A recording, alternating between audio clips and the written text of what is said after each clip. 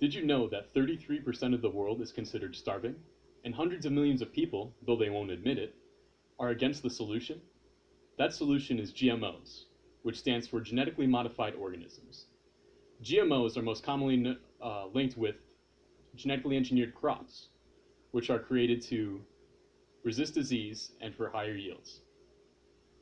I feel like I'm credible to talk about this topic because it's been one of my passions for the past few years, and I'm working on an extensive biological research paper detailing the benefits and the true information on GMOs.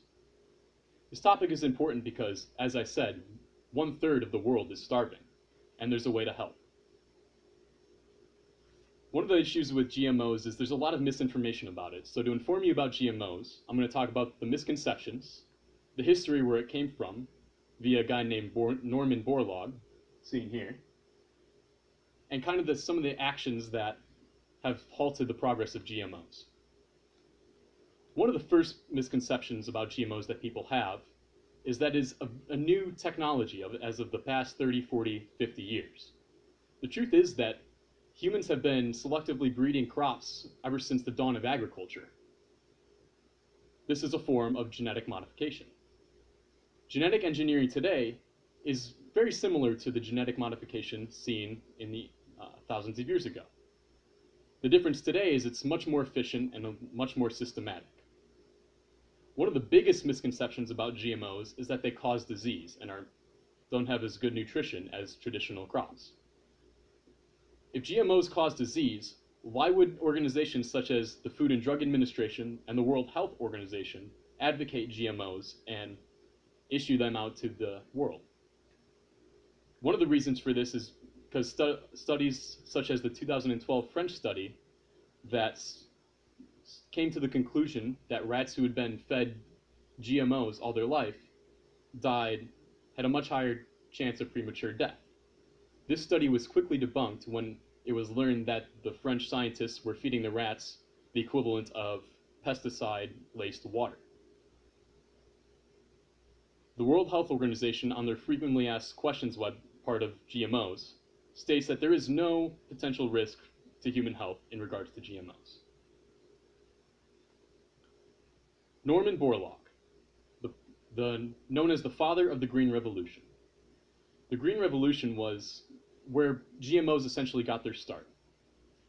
Norman Borlaug saw a lot of famine happening in rural Mexico, so he moved him and his family down there and lived among the people and introduced the dwarf wheat plant in Mexico.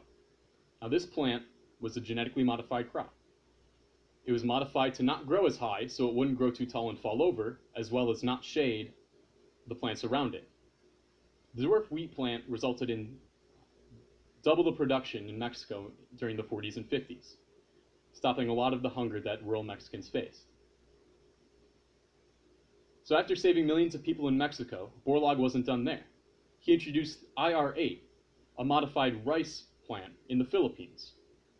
Between 1960 and 1961, rice production in the Philippines went from 3.7 to 7.7 million tons. That's over double the production.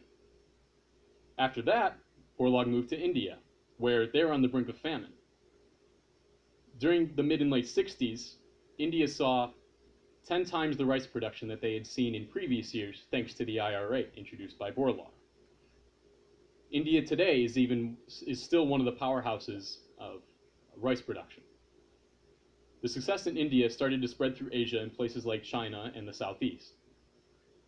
This accumulated in a Nobel Peace Prize for Norman Borlaug in 1970, where it was estimated that he saved 1 billion people. That is 1 billion with a B. Some of the problems with GMOs arose when Norman tried to introduce the plants to Africa.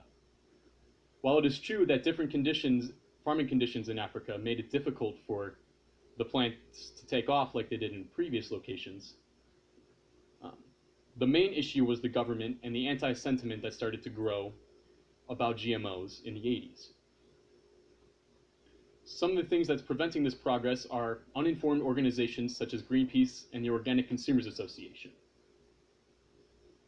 It's organizations like these that convinced African governments at the 2002 Environmental Summit in Africa that they should deny food aid from the United States via genetically modified organisms.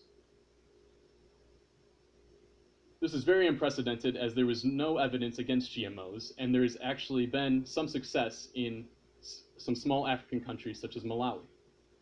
Zambia today, one of the centerpieces of the fight against GMOs, still doesn't use GMOs in their agriculture and continues to see high starvation rates. Europe also has a strong anti-GMO base. GMOs are almost non-existent in Europe, and this arose from scare stories in the 1990s from food scares that is, that were actually unrelated to GMOs. So in conclusion, misconceptions and prevention of GMOs is preventing Norman Borlaug's work from bringing food to all the starving people in the nation. Again, that is 1/3, 33% of the world. Penn Jillette, famous magician, states this: "Why is anyone fighting food advance? A very small percentage of the world's population is fortunate enough to have the luxury of turning down food. The rest of the world spends most of its time trying to get any food at all because of technological problems. Biotechnology, in the form of GMOs, is the future of agriculture, and it's time we stopped holding it back. Thank you. Obey your verse."